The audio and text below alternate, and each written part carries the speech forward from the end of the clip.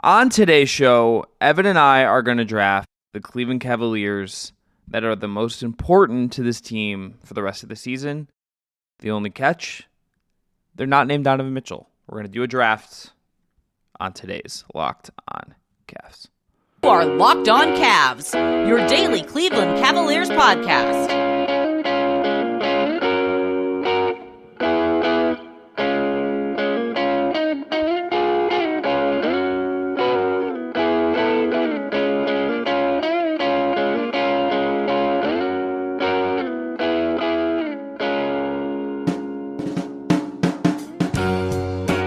Today's episode is brought to you by FanDuel. Make every moment more. Right now, new customers get $200 in bonus bets with any winning $5 bet. That's $200 if your bet wins. Visit FanDuel.com/lockedon to get started. I'm Chris Manning. That's Evan Dammarell. We have Jake Stevens, as always, on production. As a reminder, we're not covering Cavs Suns in this case and Cavs Jazz the other night. Right after these games, we're going to give you a recap of what actually mattered from those two games for you on your Friday episode as you head into the end of the West Coast road trip when the Cavs play in LA twice this weekend. So today, with the playoffs not far away, it's a little draft time. We're going to do a draft. We're going to do 6 picks total, 3 each, 2 each segment of the show. Drafting the Cavs that we think are the most important to this team being successful this year. The only player not able for us to draft is Donovan Mitchell because it's clear that he is the most important player for this team. Everyone else, Darius Garland, Sam Merrill, Max Strus, Evan Mobley, George Niang, Marcus Morris, Tristan Thompson, whomever, you can draft them. And we're going to go. Evan, I'm going to digitally flip a coin here. You're going to call heads or tails in the air. And then you and whoever wins this decides, well, I guess first pick is really what you want, I would guess, because we're going to go back and forth, no snake draft. So call it heads or tails. Since I'm wearing a snail on my shirt and snail rhymes with tail, I'll go tails. And randomly flipping the coin. It is head. So I have the first pick. All right, so we flipped. And it's heads. That means I have the first pick. How do you feel about that? Sad, rigged, unfair, biased, stop the count, etc., etc. I don't know. Just, horrible stuff. Sad. Go see Phantom of the Opera. Who are you taking with the first pick? So this is an interesting, there's different ways you can answer this question. Originally, when I thought about this episode structure, I was like, okay, we'll just do the role guys. So we'll take out Allen, we'll take out Garland, we'll take out Mobley. Then I kind of was like, do we really want to spend half a segment where we're debating George Niang versus the Dean Wade George Niang debate, and Lord knows what even's going to go on with Dean Wade the rest of the year at this point. That didn't seem like good podcasting. I think the way to go here is Evan Mobley because... So that's my pick.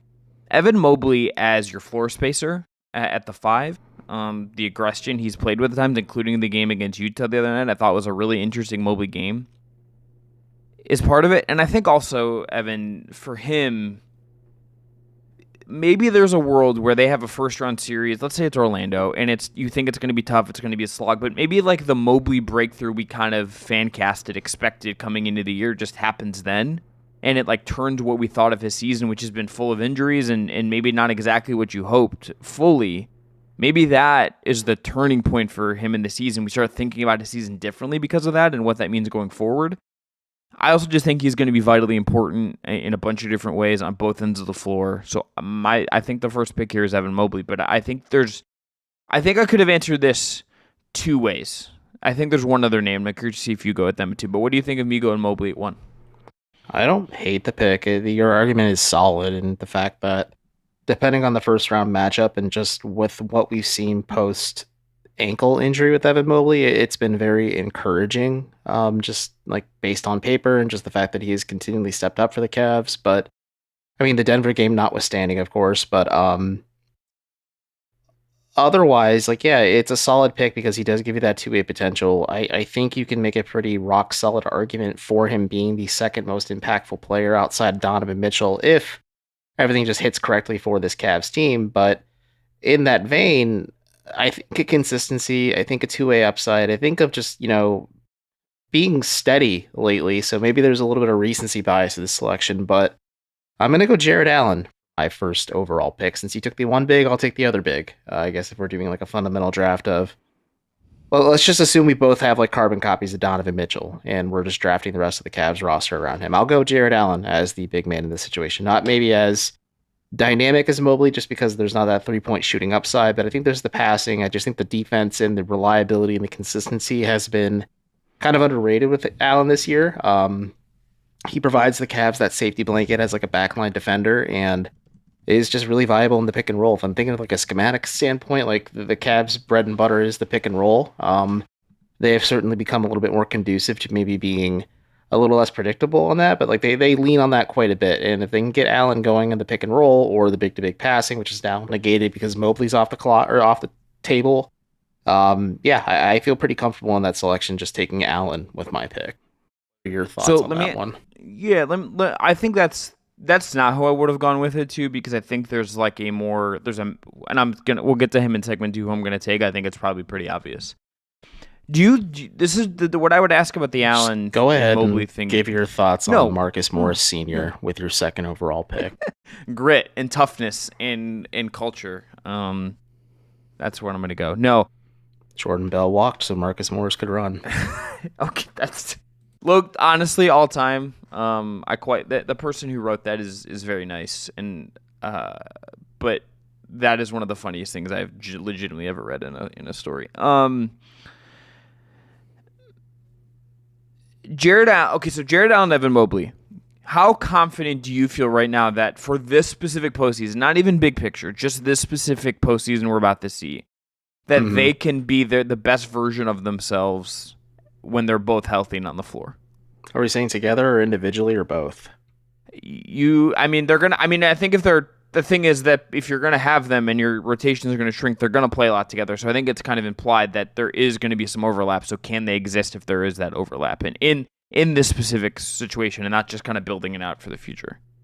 If Mobley's 3-point shot is real and like it becomes like an instant hit in the playoffs, yeah, there's some certain viability to those two functioning on offense together. I do think utilizing Mobley as an offensive hub for DHOs, and just like I said, I just talked about the big-to-big passing, but a very common play the Cavs also utilize is Mobley at the top of the key, then Allen flares toward the basket, and Mobley throws a pretty simple lob that lands in Allen's hands that results in either a dunk or a layup or a throw line. So I think there is viability there. There's obviously the wrinkles and warts with it, but it really, I don't want to say it fully hinges on Mobley's 3-point shot, but it certainly makes it a lot more palatable for Cleveland, especially when the games get slower, the rotations get tighter, and you're like you said, those guys are going to have a lot of heavy overlap with each other. I think if this is kind of the age-old question, but if Evan Mobley is hitting threes, then I feel okay about it. Then I feel interested in it. If he's not, then I think you're like, okay, our team's just going to like wreck this with what they're going to do defensively, and then it's just kind of cooked, right? Like that would be my concern. Allen just and it also says something to me, Evan, that if we're building towards the playoffs, that we have not seen the Jared Allen who really thrived as Mitchell's number 2 during that long run when Mobley and Garland were out. We just haven't exactly seen that Allen when Mobley's been out. That tells me something, right? Like that is of note. And if you're saying, okay, like teams are going to know that in the playoffs, and if it's already kind of been there, like there are some questions to me about like what that looks like. But if they can figure it out, then like maybe you get back to the 2 years ago identity, or what this team has kind of been built on the last couple of years in terms of two bigs, really good defense, and everything kind of extends from there. Yeah, I think that can be a fundamental core identity, belief, foundation, however you want to write it up for the Cavs.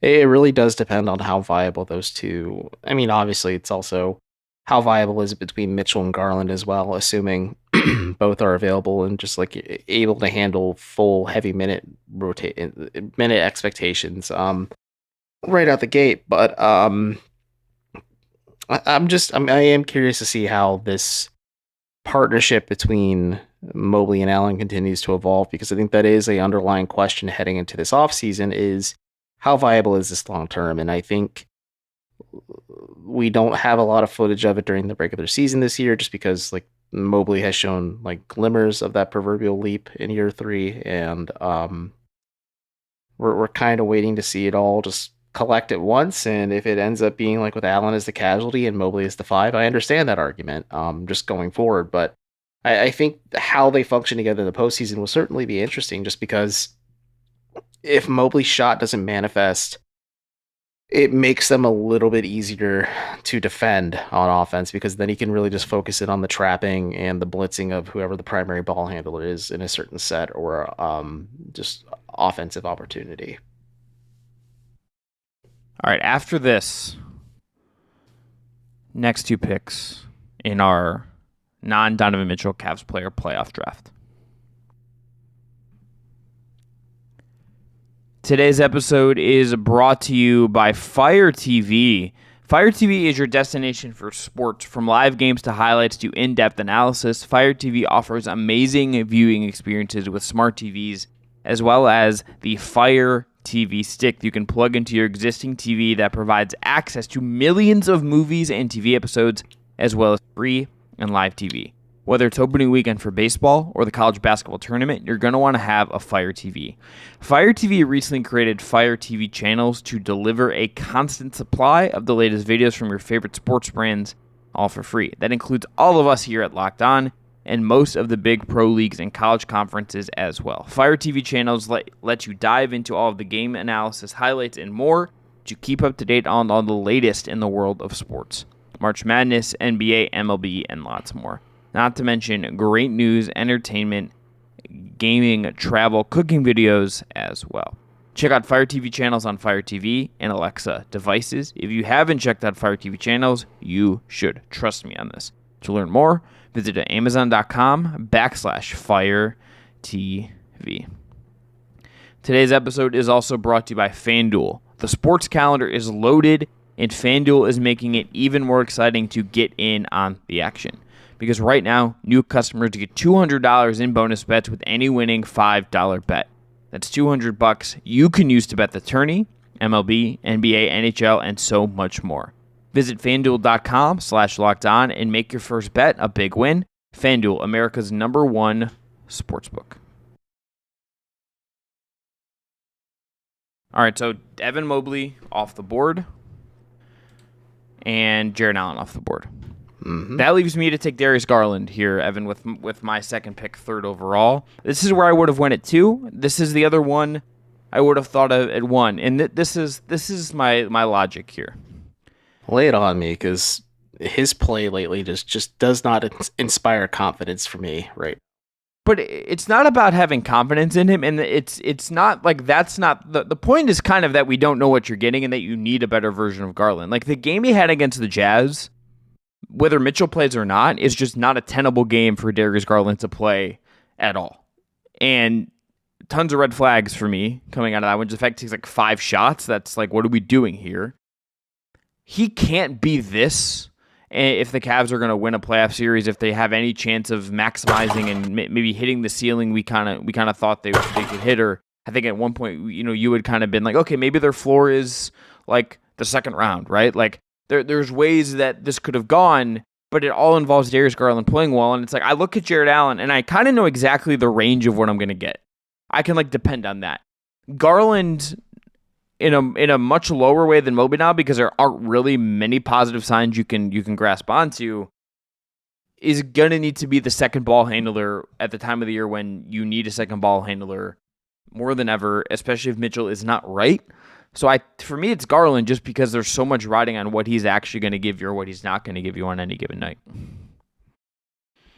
So maybe it's just because I would rather lean on, consistency and reliability for me. And you kind of laid out the reason why. Like, yeah, I understand the argument and the sentiment for taking Garland, but between just what the Cavs have currently in terms of just like, consistency, reliability, and this is assuming 100% health, of course. And I think when healthy, Donovan Mitchell is the, without a doubt, best player of this team, then Evan Mobley after that, just because of that two-way upside. But like, Allen and Garland are in that gray spot where like you could swing on the potential of Garland, or you could just stay safe with the reliability and maybe consistency you get with Allen. So I understand the sentiment with the pick. It's just you can say like the absolute very best version of Darius Garland. Like, yeah, in an ideal world, if ifs were fists, we'd all be drunk. But just based on what I've been watching lately, like he hasn't been good on the court for the Cavs, and he hasn't been good for a while on the court for the Cavs. And I think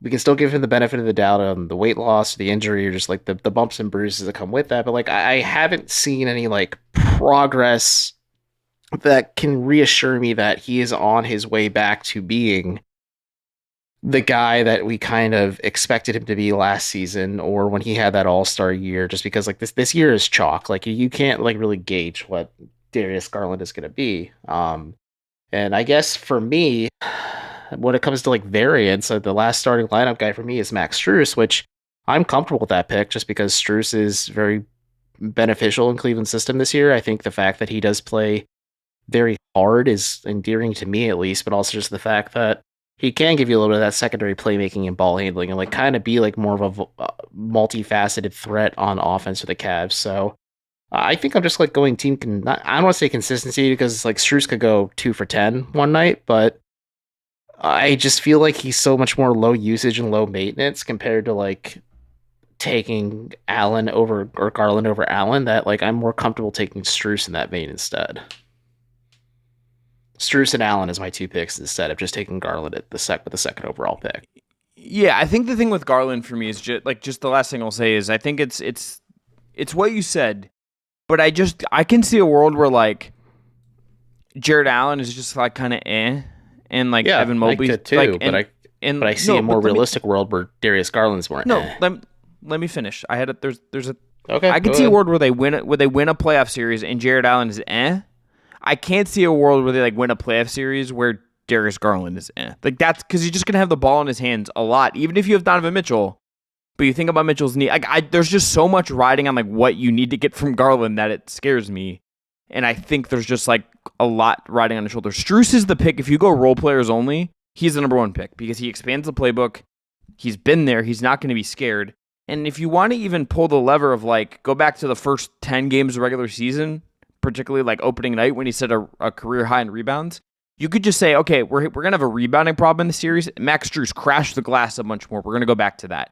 You could do that, and you could tell me he makes an impact on the series, even if he does have like 2 of 10 shooting games. If you go role guy only, I think that's the exact right pick. He has to be the first role, like pure role guy off the board.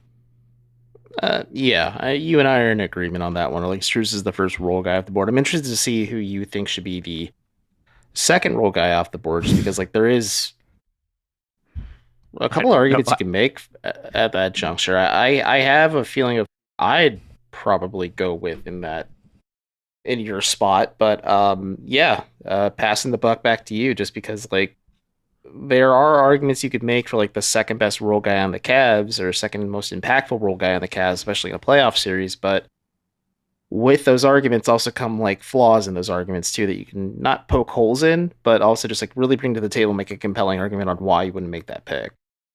I mean, Evan, you know me. You kind of think you can guess who I'm probably going to pick, right? Like think about it. Don't say it, but think about it in your head. And when I say it after this break, after we get back from break, you're going to tell me who you think I'm going to pick, and we'll see if it matches. Because I am who I am, and I think they can probably guess where I'm going, would be my guess. But we'll do that. Move on to the next role guy. Continue this draft after this. Did you know that even if you have a 401k for retirement, you can still have an IRA? Robinhood has the only IRA that gives you a 3% boost on every dollar you contribute when you subscribe to Robinhood Gold. But get this, now, through April 30th, Robinhood is even boosting every single dollar you transfer from other retirement accounts with a 3% match. That's right, no cap on the 3% match. Robinhood Gold gets you most for your retirement thanks to their IRA with a 3% match. This offer is good through April 30th. Get started at robinhood.com/boost. Subscription fees apply, and now for some legal info. Claim as of Q1 2024 validated by Radius Global Market Research. Investing involves risk, including loss. Limitations apply to IRAs and 401ks. 3% match requires Robinhood Gold for 1 year from the date of a first 3% match. You must keep a Robinhood IRA for 5 years, and the 3% matching on transfers is subject to specific terms and conditions. Robinhood IRA is available to U.S. customers in good standing. Robinhood Financial LLC, member SIPC, is a registered broker-dealer.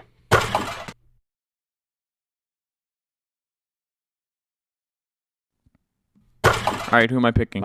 The floor is yours, my friend. You're taking Isaac Okoro. Darn right, I'm taking Isaac Okoro. Like this is the one to me. Like I think the other guy you can make an argument for is Caris LeVert, because you could just say, okay, if Darius Garland stinks, then you need a ball handler. So like thus you go to Caris LeVert, who is this like in a universe where Donovan Mitchell just doesn't exist, or are we using my presentation? No, we have 2 carbon copy Donovan Mitchells. I think it's I don't think it's necessarily even like, I kind of thought of it as like you and I are like we're like McKinsey in this case, and we're like offering some consultation, and we're saying these are the guys that actually matter for your organization when you get to the playoffs. And because we're going to assume Donovan Mitchell is at like 85% and will play, right? Like that's kind of how I think of it. But the 2 things is also like a way to do it. Speaking of, I'll share in a second, but no, it's nothing bad. I asked our listeners their thoughts on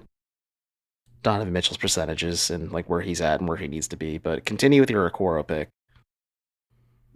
Point of attack defense, I think even if he's kind of had some iffy run of late, I trust that guy. I think he wasn't scared or out toughed last year. I think that guy's going to be vital if the series gets into the muck. If you play any team with a strong guard play, like he's going to matter for you. Like, so maybe less so Orlando, who don't have good guard play really, but like, does he matter against Pacers? He would. Would he matter against Miami? He would. Like, would he matter against Philly? He would. The Knicks, obviously, he would.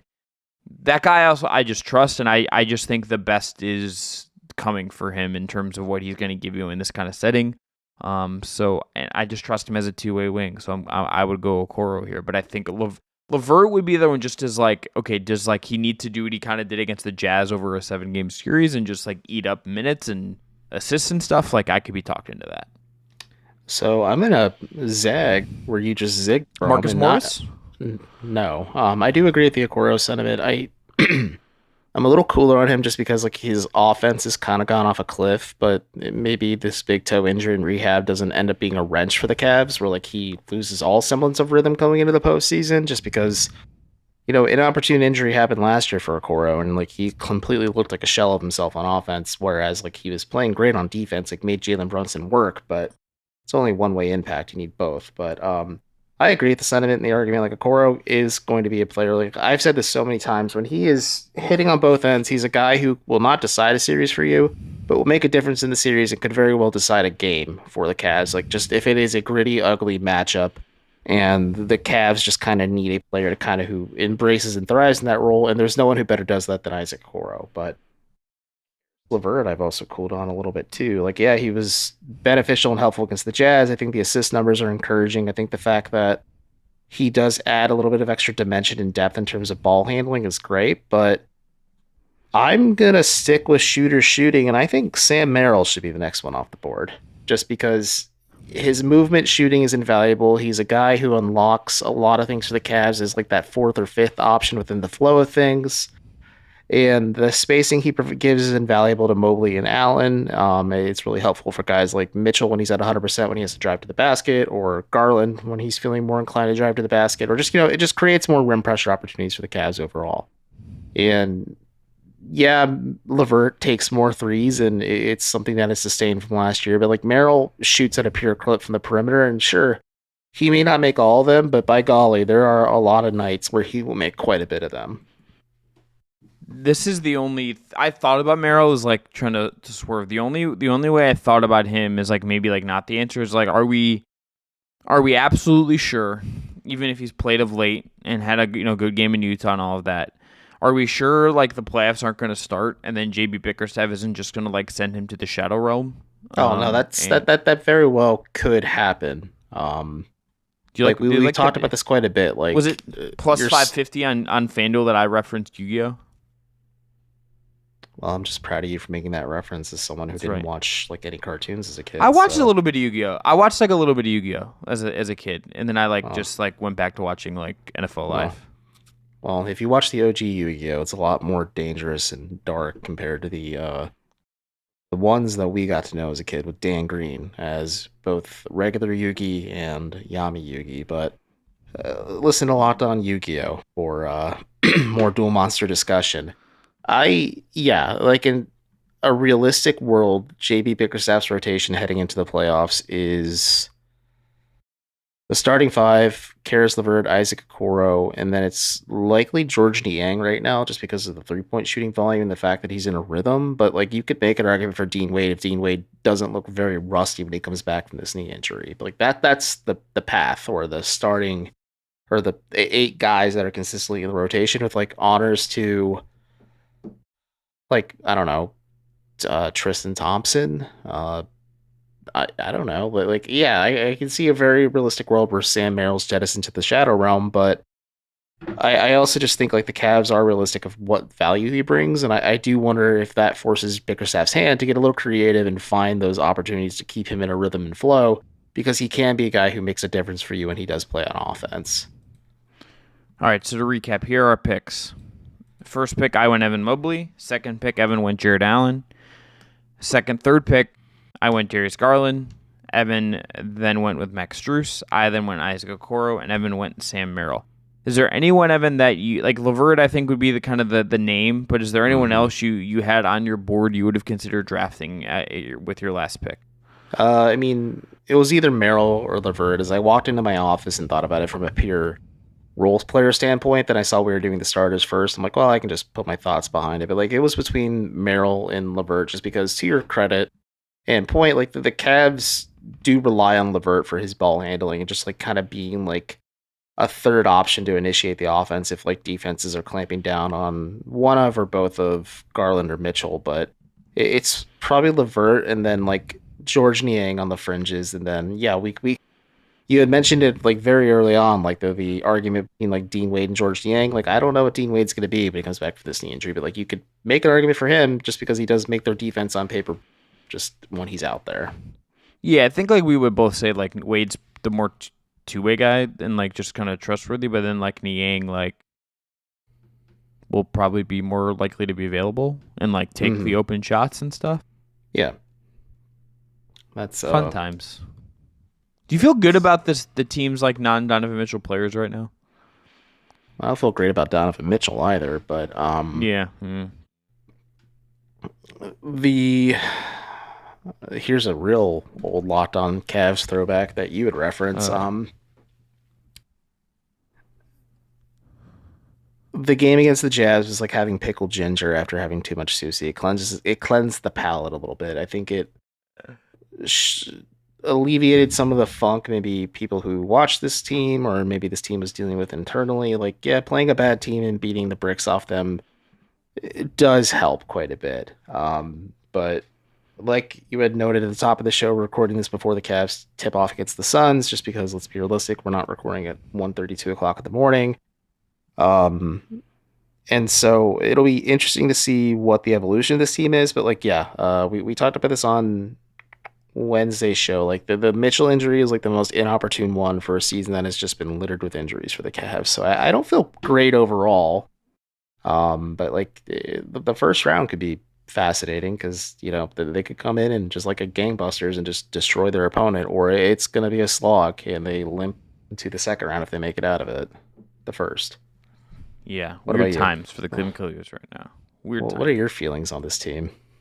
It doesn't feel good. Let's make sure you take my insurance as you vent to me about this, or I take your insurance. No need to vent. It's more of like, it feels like this is going one direction when it felt like it could have gone another. And what that means, I find really interesting to consider. Like, what that is going to mean for their decisions in June and their plan for the offseason. And in the offseason itself, I think, like, all of this is going to be, like, fascinating. And, like, what story they tell themselves about this season, I think will be really interesting. And when we get to exit, like, they will have some really interesting ways they could go here. Obviously directed by Mitchell, but this is just very clearly not gone in a direction where I think we would. If you asked us a month ago, we probably would have had it, with the exception of Garland and Mobley because they were hurt or coming back from being hurt. I think everyone else we might have been a little more optimistic about a month ago. Yeah, and it's just, it stinks because it's very hard to honestly evaluate this team given what we know and what we see. And the playoffs are a completely different monster in the regular season. It's just that's all you really have to do. It's just go, Yeah. the whole.